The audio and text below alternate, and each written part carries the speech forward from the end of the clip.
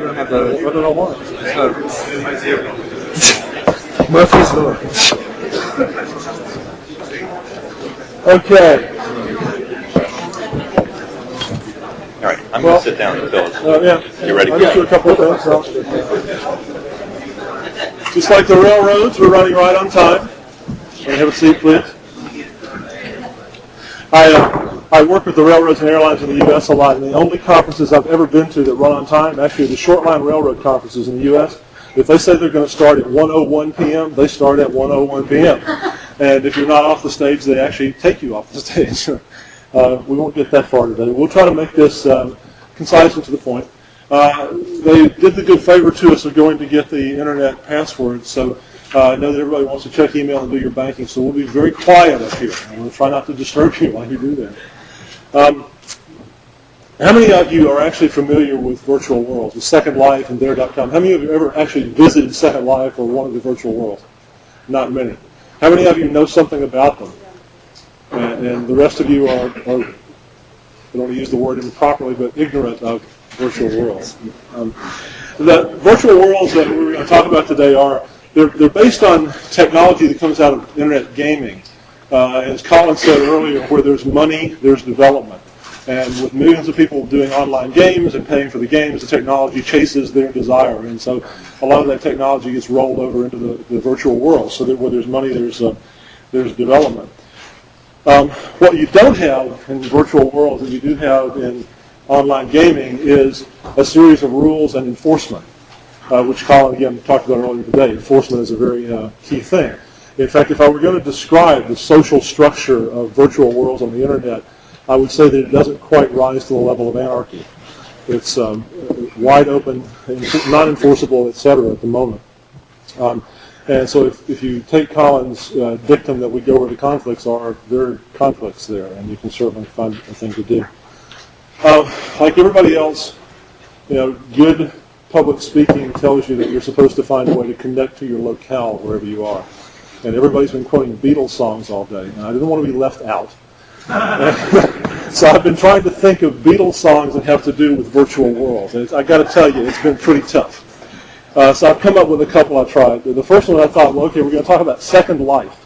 And so there's the song In My Life. So I thought about In My Second Life. I mean, that's pretty weak. Presidential candidates in America and France have a presence in Second Life. And one of them, Jean-Marie Le Pen, French candidate, his site was vandalized. And the vandals used exploding pink pigs when they vandalized his site. So the vandals came in and shot pink pigs that exploded and colored the entire site pink. So I thought, okay, that gives me some ideas about maybe I could use Bang Bang Maxwell's Silver Hammer. No, that didn't work out. Okay. Then I thought about avatars.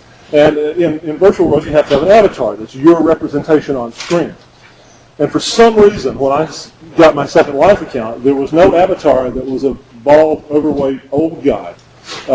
So I couldn't look like me. And I actually don't understand why they weren't available. So I'm a raccoon in Second Life. I have a nice bushy tail, nice whiskers. So I thought about that. I thought, okay, avatars maybe in an octopus's garden. Don't like that one either. Okay.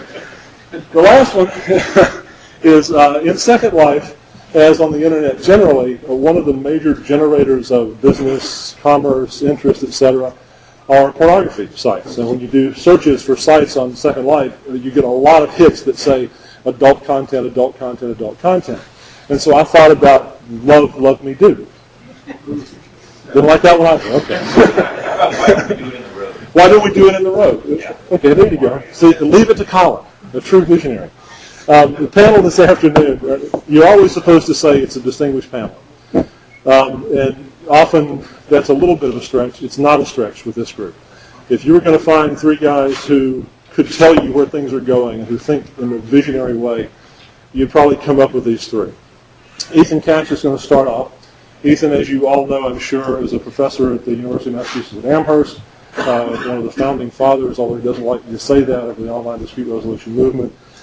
And somebody who thinks as much as a visionary as anybody else who deals with ODR. Ethan's going to start us off, and we were going to do a demo of Second Life, but that's a story you don't want me to get into. Colin Rule is going to, as we say in the U.S., back cleanup. He'll be coming on last, and everybody knows Colin also as the Director of Online Dispute Resolution at eBay PayPal, an early adopter of online dispute resolution technology, and a generally recognized bon vivant and man about town. So Colin will be winding up the thing for us. And Sanjana Hatua is going to be our middle speaker, and Sanjana is, again, someone who has a broad range of experience with ODR and is, again, one of the more visionary thinkers that you'll find. So those three are going to entertain you, and I'm going to shut up and sit down and turn it over to you and Cash.